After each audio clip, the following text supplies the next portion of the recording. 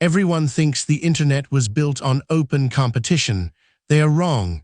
It was built on a corporate battlefield. The early 90s internet, a wild frontier, was defined by dial-up squeals and pixelated promise. Before Google, before Facebook, before Amazon, there was one gatekeeper, the web browser.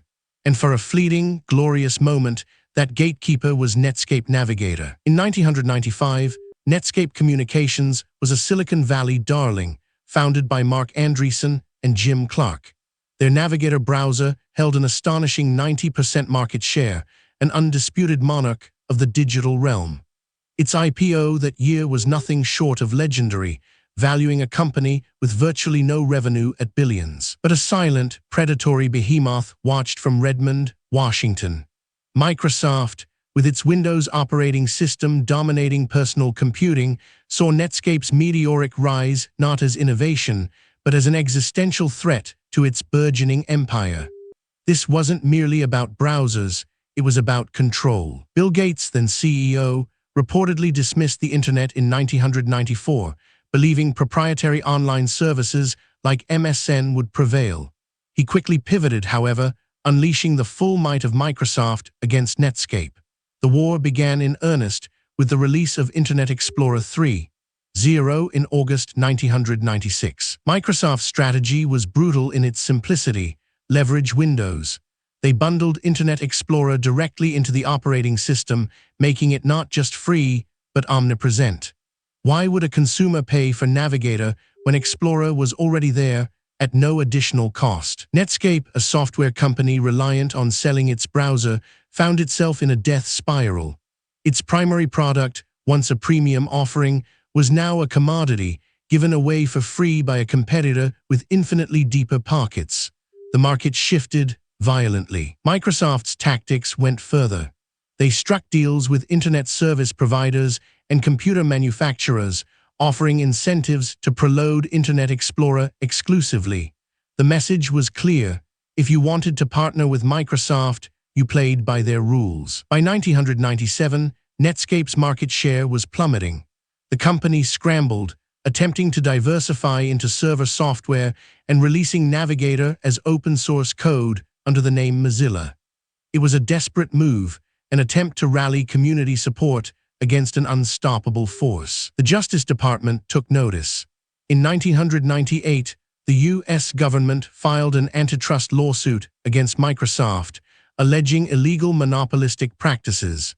The core of the argument: bundling Explorer with Windows illegally stifled competition, effectively killing Netscape. The trial was a spectacle, exposing internal Microsoft emails and ruthless corporate strategies. Bill Gates himself took the stand, his testimony often evasive, creating a public relations nightmare for the tech giant.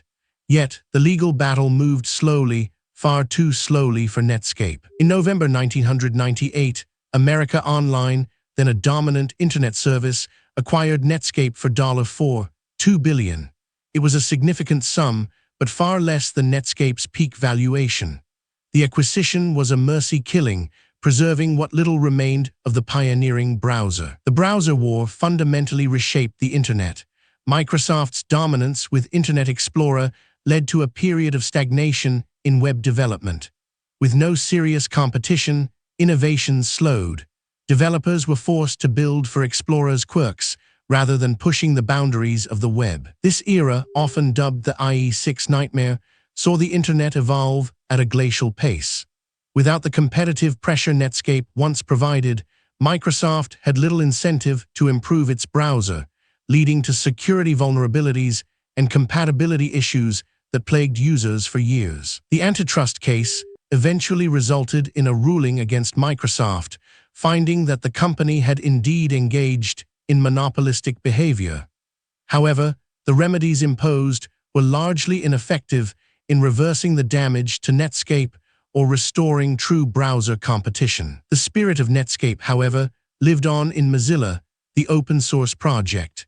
This project would eventually give birth to Firefox in 2004, reigniting the browser wars and finally challenging Internet Explorer's long-held hegemony. Netscape's fall is a cautionary tale, a stark reminder of how raw corporate power can crush innovation even when the product is superior. It wasn't about who had the best technology, it was about who controlled the distribution channel. The browser war of the '90s was a blueprint for future tech battles, demonstrating the immense leverage an operating system or platform can wield. We see echoes of this struggle today in App Store disputes and platform gatekeepers. Netscape Navigator, once the king, became a tragic footnote, a symbol of what happens when ambition collides with an unyielding monopolist. Its legacy, however, is a persistent warning. Even in the digital age, market forces aren't always fair, and the biggest fish often devour the smaller ones whole. Subscribe if you're ready to uncover more untold stories of ambition, innovation, and the dark side of tech.